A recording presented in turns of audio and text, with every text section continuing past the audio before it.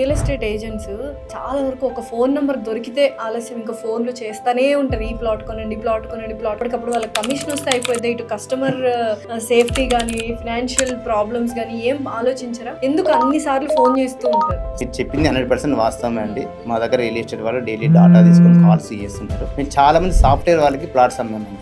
వాళ్ళ డిస్కషన్ ఏం చెప్పారంటే, మాకు వీకెండ్ వస్తే పార్టీ పబ్ లేదా సరదాగా అవుటింగ్ వెళ్తుంటారు. బట్ మాకు ఎవ్వరు చెప్పలేదండి ఇన్వెస్ట్మెంట్ చేయాలని చెప్పి.